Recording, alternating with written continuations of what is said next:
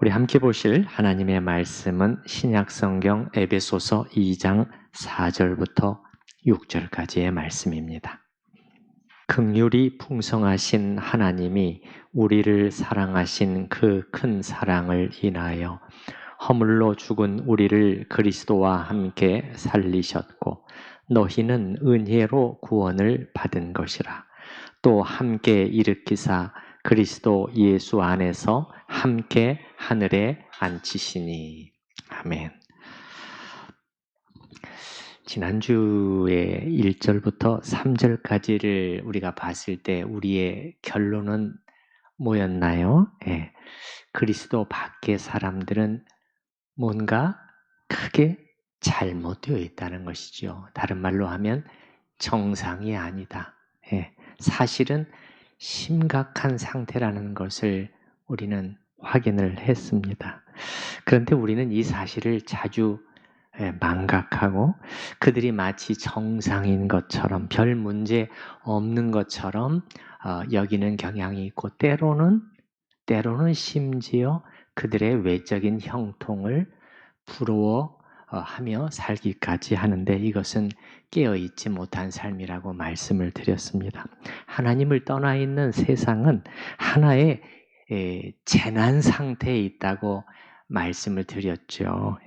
한 마을에 재난 사태가 발생을 했다면 그래서 사방에 울부짖음이요 비명이요 도와달라는 외침이 난무하는 속에서 그 마을 구성원의 어느 한 명도 그 순간에 발 뻗고 편히 누워 있을 수는 없는 것인데 이런 것처럼 이 세계는 사실 거대한 영적인 재난 속에 휩쓸려 있는 것이다. 죄와 정욕과 사망이 온 인류를 덮치고 있고 마지막 한 사람 잡아삼킬 때까지 멈추지 않을 기세인데 이런 상황 속에서 구조에 나설 수 있는 유일한 힘을 가진 사람들은 우리밖에 없다.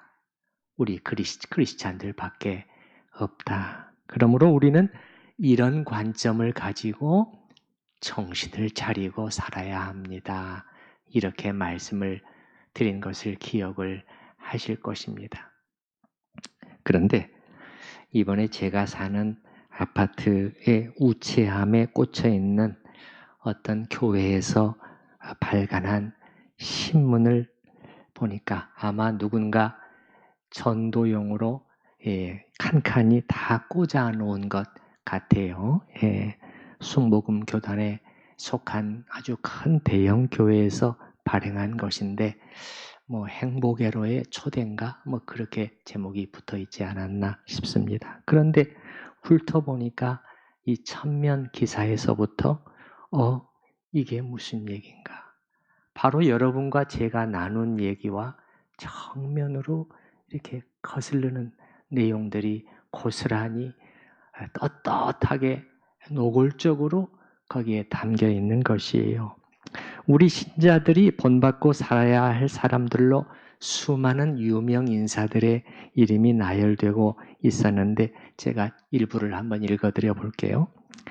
피겨 여왕 김연아는 한 번의 완벽한 점프를 위해 1000번 이상 엉덩방아를 찧었다. 마린보이 박태환은 하루에 15,000m를 헤엄쳤다. 세계적 수영선수가 되려면 6만 킬로미터, 즉 지구 한 바퀴 반을 돌아야 가능하단다. 마라토너 이봉주는 날마다 30-40km씩 달렸고 평생 달린 거리를 합치면 지구 5바퀴를 돌고도 남는다. 베이징 올림픽 역도 금메달리스트 장미라는 하루 5만 킬로그램의 바벨을 들어올렸다. 조금 더 지나가서 현재의 삶은 이전에 살았던 삶의 결과다. 흙수저, 은수저, 금수저를 핑계 삼아 이 순간도 신세 한 단을 늘어놓을 시간이 있다면 차라리 무엇인가에 최선을 다해보자. 하늘은 스스로 돕는 자를 돕는다. 그렇게 마치고 그 밑에 눈에 확 띄는 굵고 진한 글씨로 한 문장을 또 써놨는데 가난하게 태어난 것은 당신 잘못이 아니지만 가난하게 죽는 것은 당신 잘못이다. 빌 게이츠. 무슨 말입니까? 무슨 메시지를 주고 있는 거죠?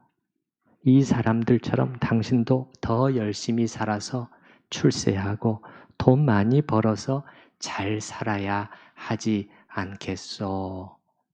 하는 메시지인 것이지요.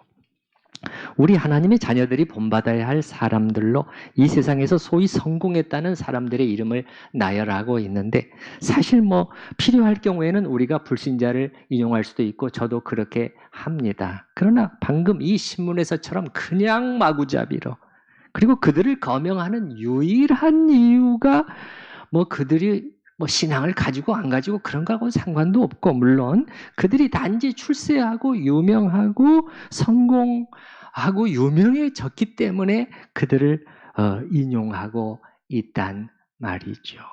그래서 이들이 바로 우리 하나님의 자녀들이, 하나님께서 당신의 핏값으로 사셨고 거룩한 성령이 내주하시는 우리 하나님의 자녀들이 모델로 삼고 살아야 할 사람들로 제시되고 있는 것입니다. 우리가 지난주에 하나님을 떠나 있는 인간의 상태가 얼마나 심각한지, 하나님에 의해서 특별히 창조되었고, 우리 인간이 그분의 형상으로 지어졌고, 그분을 위해서 살도록 지어진 존재가 하나님을 떠나서 그분에 대한 무시와 무관심과 거역과 불순종 속에 살고 있는 것이 이 세상의 모습인 것인데, 그래서 이것이 비극이라고 타락한 인간 실존의 기본적인 비극이라고 우리가 얘기를 했는데, 이렇게도 심각한 상태인데 이들이 건져내야 할 대상이 아니라 우리가 부러워하고 본받아야 할 대상으로 제시되고 있는 것입니다. 아주 노골적으로요. 제가 왜 이 얘기를 하는 것인가 하는 것은, 우리가 성경을 통해서 하나님이 말씀하시는 것을 제대로 알고 그래서 영적인 분별력을 얻어서 이런 관점으로 자신을 단단히 무장해 두지 않으면 그냥 말씀은 말씀이고 주일 설교 들은 것은 설교 들은 것이고, 이런 글을 접해도 누가 무슨 말을 해와도 TV에서 무슨 얘기를 들어도 그냥 뭐가 문제인지도 모른 채 그냥 넘어가기가 쉬운, 탕하기가 쉽기 때문인 것입니다. 가난하게 태어난 것은 당신 잘못이 아니지만 가난하게 죽는 것은 당신 잘못이다. 빌 게이츠가 하나님의 나라에서 얼마나 가치가 있는 인물인지는 알지 못하겠지만, 그러면은 청빈하게 살았던 수많은 하나님의 자녀들에 대해서는 우리가 뭐라고 말을 해야 되는 것이에요. 이 땅에서 많이 갖고 누리지 못했지만 그 가운데서도 하나님이 주신 작은 것들에 늘 감사하려고 애를 쓰면서 이 땅이 아닌 하늘에 자신들의 소망을 두고 사도 바울과 함께 우리는 아무것도 갖지 못하였지만 모든 것을 가진 자로다 하는 마음으로 살다가 갔던 그 이름도 알 수 없는 그 수많은 그 하나님 그리스도인들은 어떻게 되는 것이냐, 이 말인 것이지요. 꼭 가난하게 사는 것이 하나님의 뜻이라는 것은 아니에요. 그러나 가난 자체를 여기에서처럼 문제가 있는 것처럼 평가하고 결론을 내리는 것은 복음의 정신을 크게 왜곡시키고 사실은 변질시키는 것이에요. 성경의 복음을 성공의 복음으로, 번영의 복음으로 변질시켜 버리고 있는 것이고, 성경에 나타난 하나님의 뜻을 정면으로 사실 거스르고 있는데도 어떻게 이렇게 수만 명이 본다는 그 신문에 이렇게 하나님의 뜻을 정면으로 거스르는 그러한 내용이 버젓이 올라와 있을 수가 있는 것인지, 하나님의 뜻에 거슬러 멀리 우리가 많은 구절을 찾아볼 필요도 없잖아요. 부하려 하는 자들은, 그렇게 말씀하셨죠. 부하려 하는 자들은 어떻게 된다? 시험과 올무와 여러 가지 어리석고 해로운 욕심, 정욕에 떨어지게 되어 있다고 말하잖아요. 부하려 하는 자들은, 그래서 그 사람으로 파멸과 멸망에 빠지게 하는 것이라. 조심해라. 그 말 아니에요. 여러분과 여러분의 자녀들을 교육하고 이끌 때 돈을 사랑함이 일만하게 뿌리라고 그랬잖아요. 아니, 이것보다 더 무서운 경고가 어디 있을까요? 일만 악의 뿌리라고 그래. 일만 악의 뿌리라. 근데 이쪽으로, 신앙의 이름으로 이쪽으로 충동을 하고 있단 말이죠. 오늘날 우리 한국교회의 현주소가 어디인지를 우리가 다시 한번 살피고, 또 여러분의 분별력을 위해서 잠깐 이 말씀을 드렸습니다.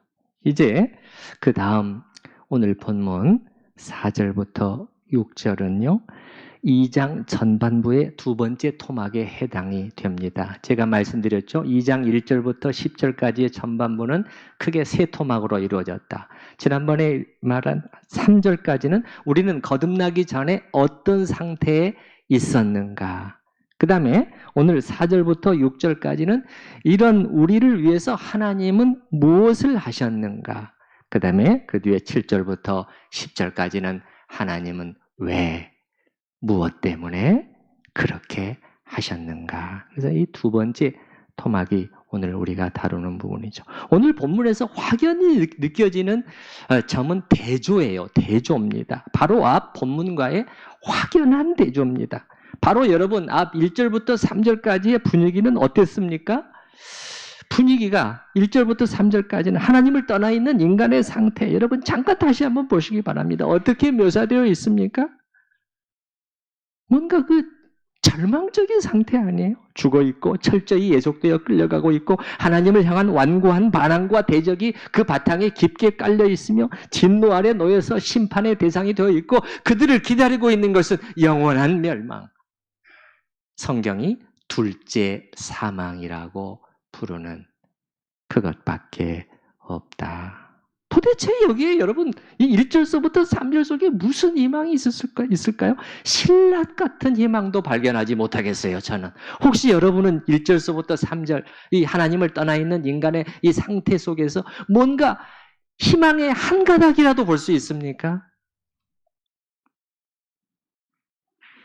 이탈리아의 문호인 단테가 쓴 신곡의 지옥편에 보게 되면은 지옥으로 들어가는 그 입구의 문에 한 문장이 써져 있는데 여기 들어오는 너희는 모든 희망을 버릴지어다.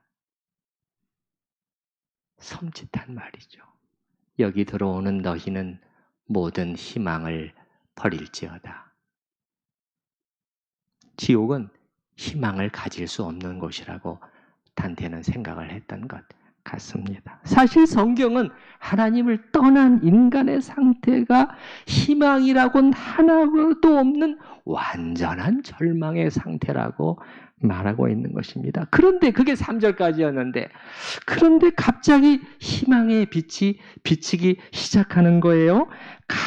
캄캄한 절망뿐이었던 이곳에 빛이 비치는데 그것도 희미한 빛이 정도가 아니고 환하기 짝이 없는 밝아도 너무 밝은 빛인 것이에요. 이게 4절서부터 6절까지가 그래요. 그래서 1절서부터 3절까지와 4절부터 6절까지가 아주 극명한 대조를 보여주고 있습니다. 어떤 학자는 숨막히는 대조를 보여준다. 그렇게까지 말을 했는데요. 제가 오늘 설교 제목을 비관에서 낙관으로 이렇게 붙여봤습니다만 이건 존 스토트 박사가 사용한 표현에서 가져온 것인데 스토트는 말하기를 에베소서 2장은 3절까지는 인간에 대한 비관주의의 바닥까지 내려갔다가 그리고 4절부터는 하나님에 대한 낙관주의의 꼭대기까지 올라가는 모습을 묘사해 주는 것 같다는 거예요. 비관주의의 바닥으로부터 낙관주의의 꼭대기까지 치솟아 올라가는 그 묘사를 해주고 있는 것 같다는 거예요. 그래서 이 대조예요. 대조. 사도 바울이 사용하는 표현들을 잘 살펴보면은 이게 좀 선명히 드러나는데요. 먼저 진노라는 단어를 대신해서 긍휼과 사랑이 들어섭니다. 진노의 대상인데 어떻게 이들에게 하나님의 사랑이 임할 수 있단 말인가? 그런 거죠. 우리 3절 끝부분에 한번 보십시다. 3절 끝부분에 다른 이들과 같이 본질상 무엇에? 진노의 자녀였다는 거예요. 완고한 거역 속에서 하나님의 노하심과 정죄와 심판의 대상이었는데 이런 우리에게 무슨 일이 찾아왔다고 말하죠? 4절 보십시다. 4절. 긍휼이 풍성하신 하나님이 우리를 사랑하신 그 큰 사랑, 그 크고 위대한 사랑을. 그래서 여러분 어때요? 진노와 사랑이 지금 대조되고 있잖아요. 또 죽음과 생명이 대조되어 나타나고 있습니다. 죽었던 우리를 살려내셨다. 5절이죠? 5절 보십시다. 5절. 허물로 죽은 우리를 그리스도와 함께 살리셨고. 허물로 죽은 우리를, 이게 어디에 나온 표현? 저 앞에 1절에서 나왔던 표현이잖아요. 그죠? 다시 한번 보세요.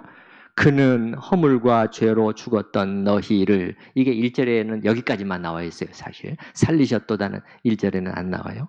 허물과 죄로 죽었다는 말을 하는데 5절에서 사도는 그 사실을 다시 상기시키는 거예요. 우리가 얼마나 비참한 상태에 있었는가를 다시 한번 보여주려고 하는 것 같아요. 우리는 시체와도 같았다.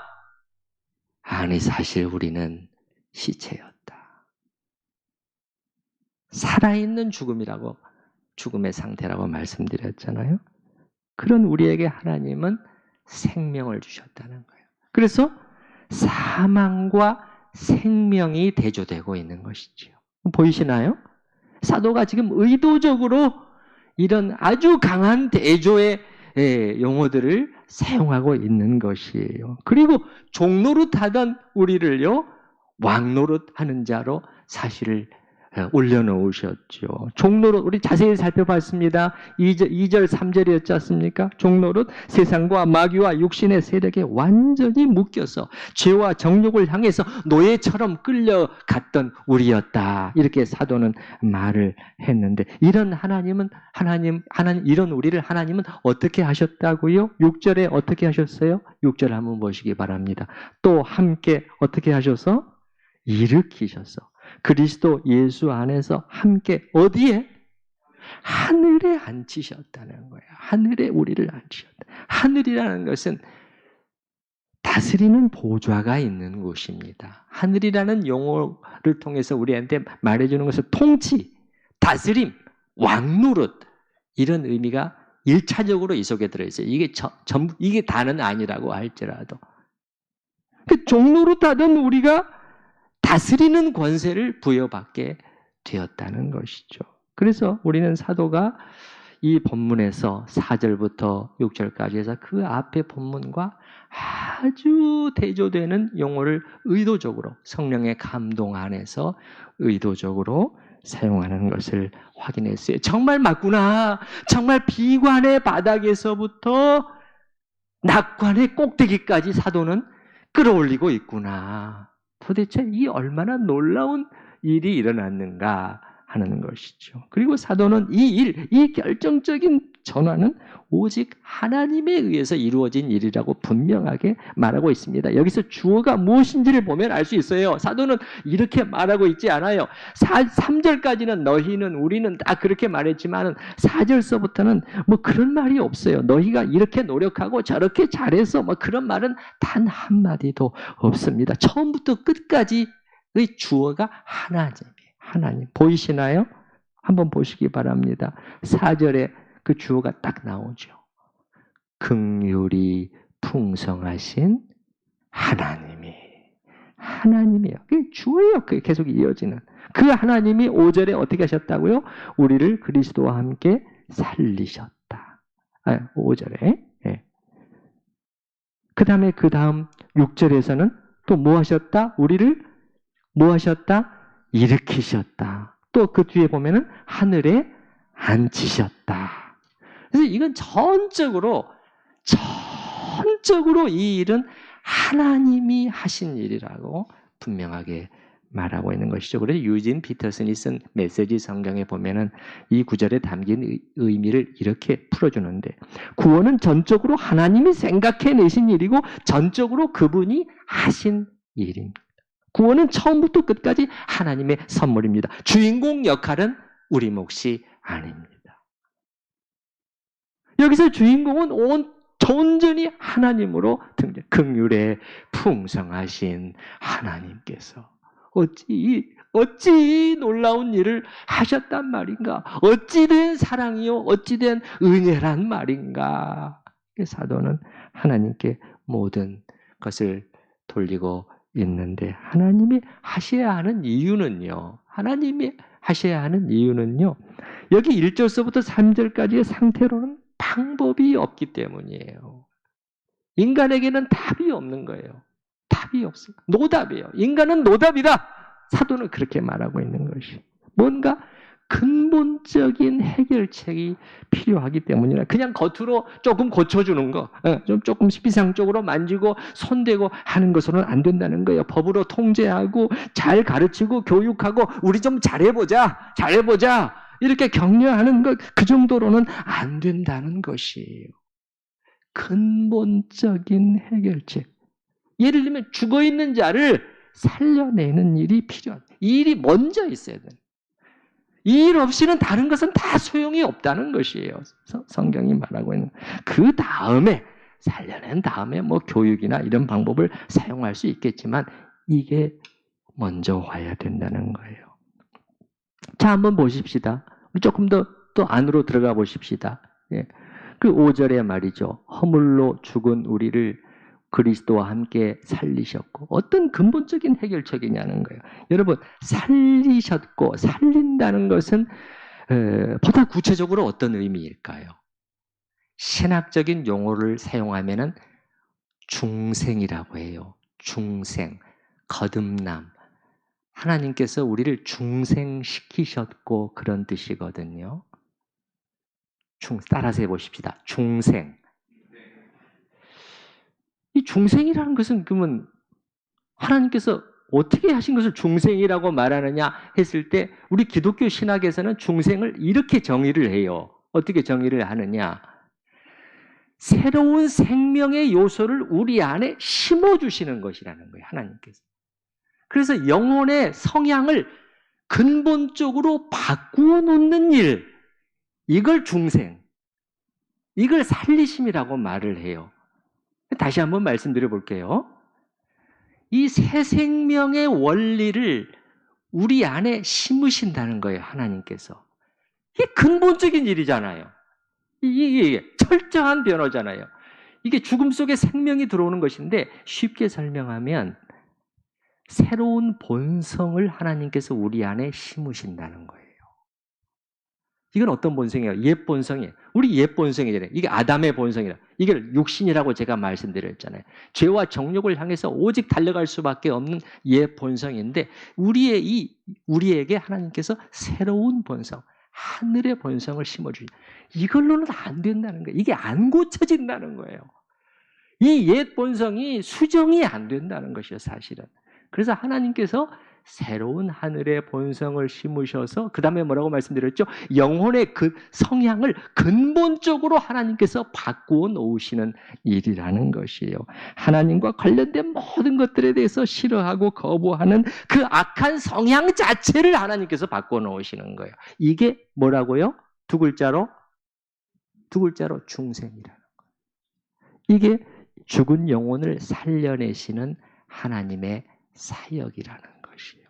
이렇게 아예 근본적으로 바꿔놓는 일이 필요하다는 거고, 이건 오직 하나님만이 하실 수 있는 일이라는 거죠. 그래서 지금 사도가 오늘 본문을 통해서 말해주려고 하는 것은 1절서부터 3절까지를 봤을 때 모든 인간은 한 명도 빠짐없이 뭔가 근본적인 해결책이 필요한 가운데 있다는 거예요.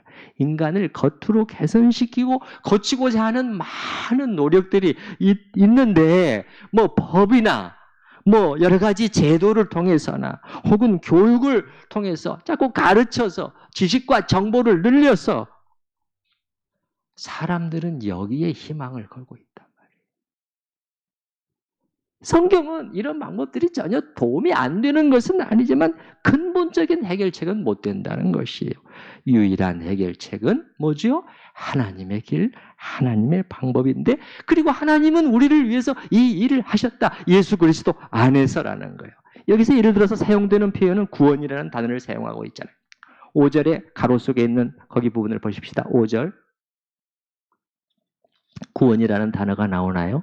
너희는 은혜로 구원을 받은 것이라.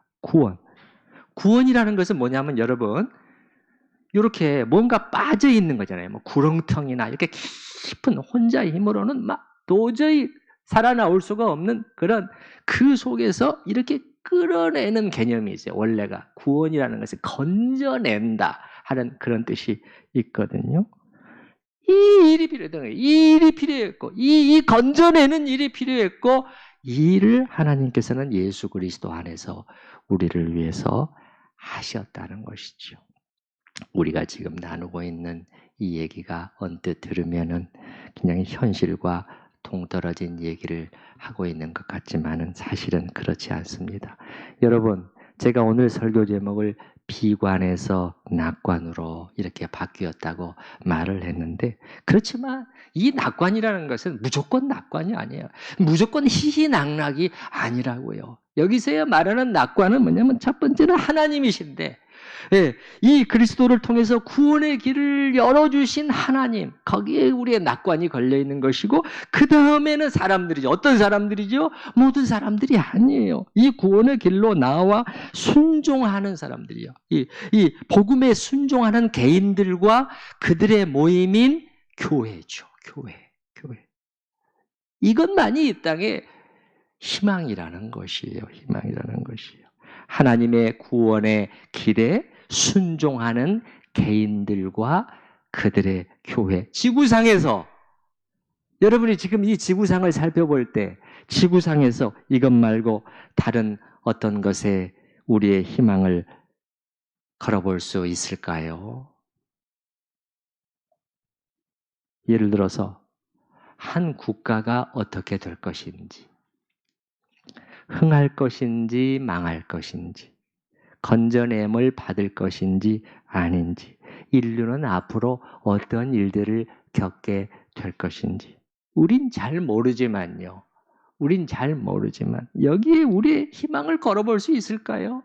낙관적인 희망을 걸어볼 수 있어요? 아니, 하나님을 떠난 인간의 상태에 대해서 1절서부터 3절까지로 묘사하고 있는데, 이게 하나님께로 돌아오지 않는 상태에서 어떻게 여기에 희망을 걸어볼 수 있을까요?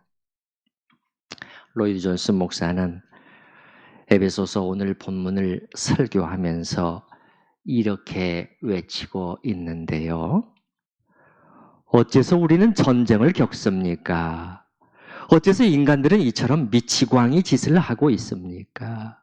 어째서 사람들은 서로 죽이고 심지어 전쟁을 자랑하고 있습니까? 이 설교는 지금부터 거의 70년 전에 행해진 설교인데, 이 설교를 지금 2022년 6월 지금 똑같이 한다고 해도 모두가 다 고개를 끄덕이지 않겠어요? 그렇지 않겠습니까? 왜 그렇죠? 그 70년 동안 사람들은 바뀌지 않았어요.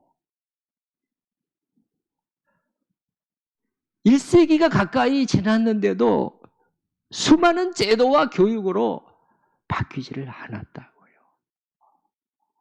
제1차 세계대전이 끝난 후에 국제연맹이라고 불리우는 세계의 국가들을 하나로 묶는 그러한 연합기구가 처음 만들어졌을 때 당시에 많은 사람들은 여기에 희망을 걸었어요. 이제는 이 땅에서 이 끔찍한 전쟁과 같은 것들이 사라질 것이라고 믿었어요.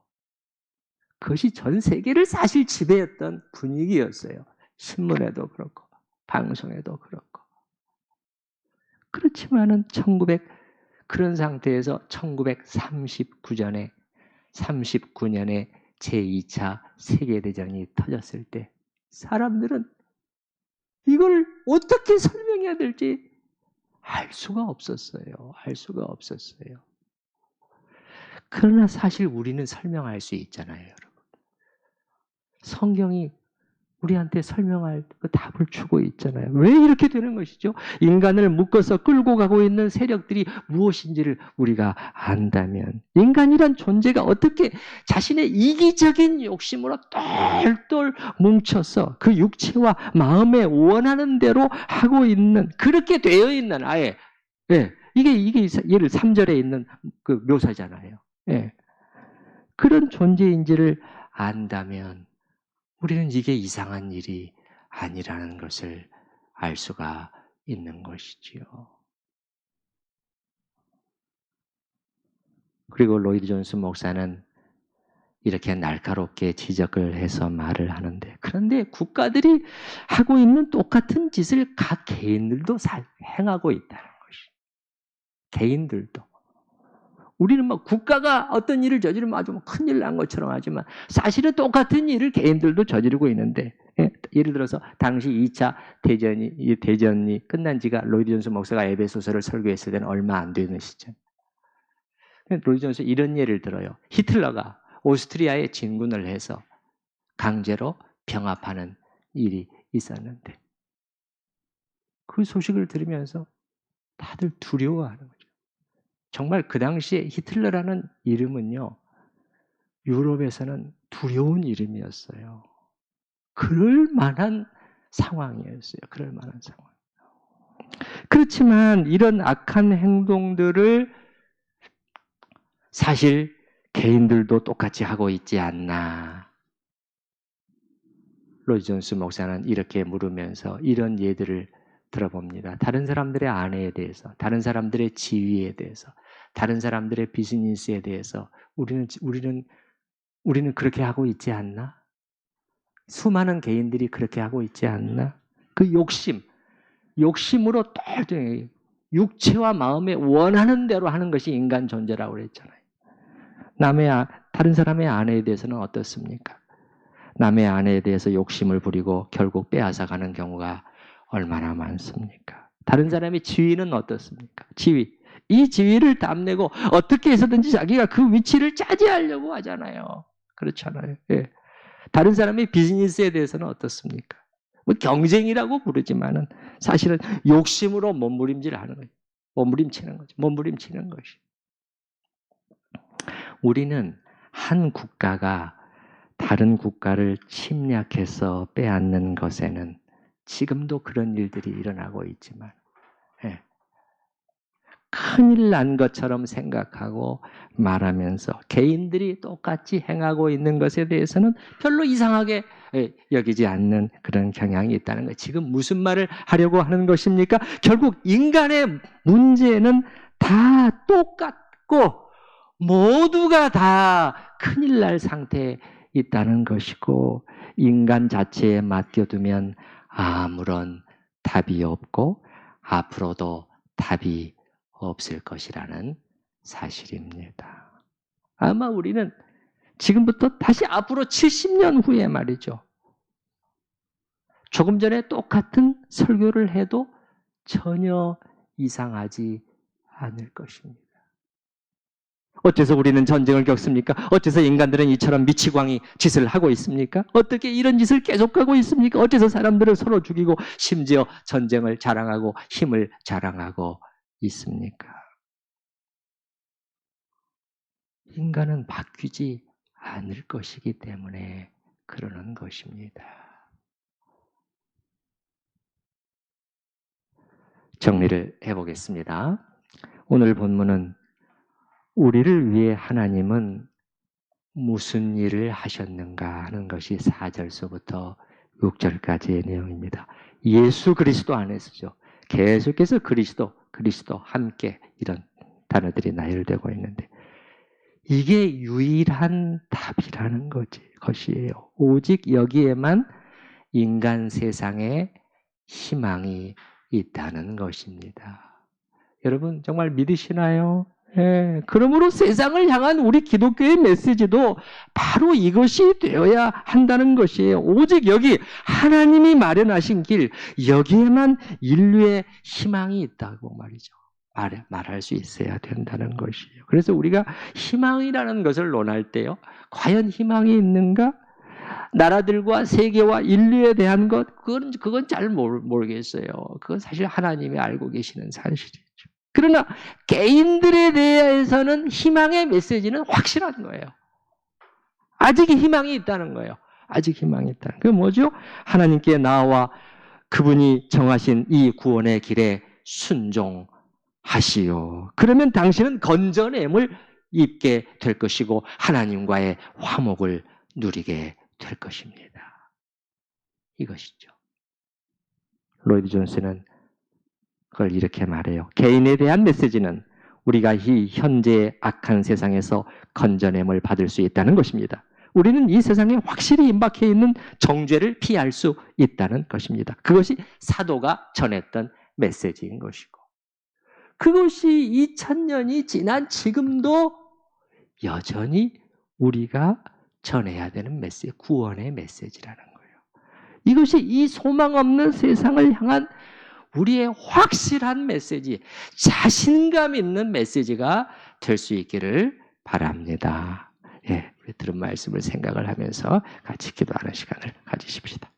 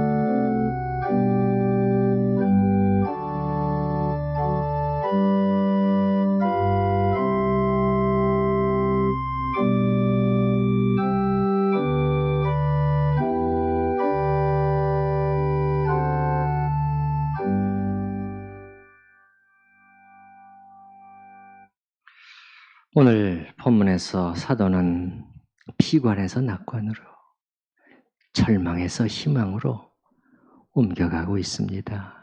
그렇지만 그 낙관, 그 희망은 여기에만 있었습니다. 구원의 길을 열어주신 하나님께만, 그리고 그 하나님의 구원의 길에 순종으로 반응하고 나오는 인간들에게만 있는 것이지 다른 어떤 곳에도 있지 않다고 성경은 분명히 말씀합니다. 아버지 하나님, 이것이 성경이 말하는 메시지일 텐데 주님, 사람들이 여러 가지 방법을 써보지만 그것은 결코 인간의 문제에 대한 궁극적인 해결이 될 수 없다고. 하나님께서 예수 그리스도의 안에서 마련하신 이 구원의 길 외에는 사실은 답도 없고 희망도 있을 수가 없다고 성경은 분명히 말하고 우리가 사는 세상 속에서 정말 그것이 사실이라는 것을 확인합니다. 주여, 그러므로 우리가 세상을 향해서 말해야 되는 것이 무엇이겠습니까? 교육을 더 잘하자입니까? 제도를 더 잘 갖춰보자는 것입니까? 주여, 이 어떤 것도 답이 될 수는 없습니다. 하나님의 길입니다. 예수 그리스도 복음입니다. 주님, 우리가 좀 더 자신을 가지고 위축되지 아니하고 사실 소망이라고는 전혀 없는 이 세상을 향해 우리가 말할 수 있는 자들이 되게 하여 주시옵소서. 예수님의 이름으로 기도드립니다. 아멘. 찬송가 526장 함께 찬양하십니다.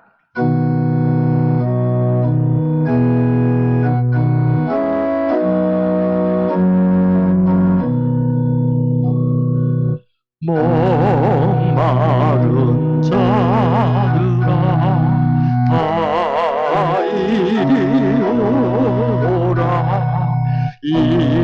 이곳에 좋은 새 흐르도다.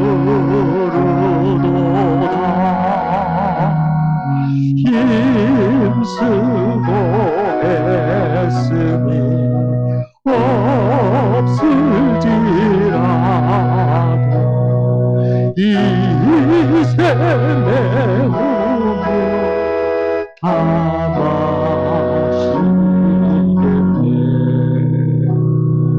이 샘에서 눈물 강같이 흘러 온 천하만국에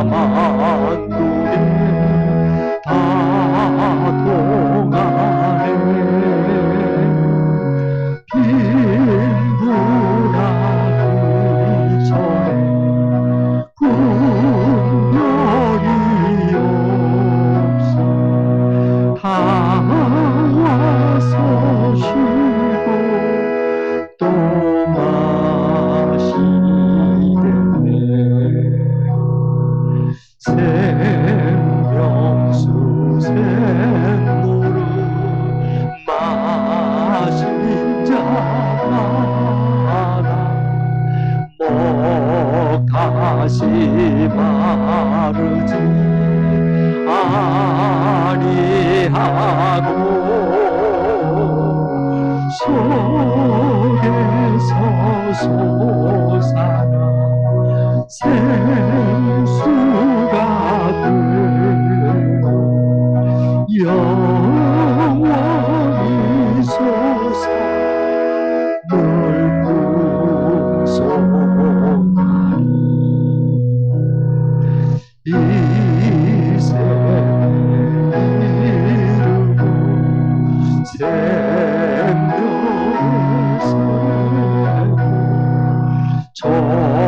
저수정 빛까지 늘 갖고다. 어린 양 보좌가 금월이 되어 생명수 샘이 늘 그치자네. 어린 양 보좌가 어린 양 보좌가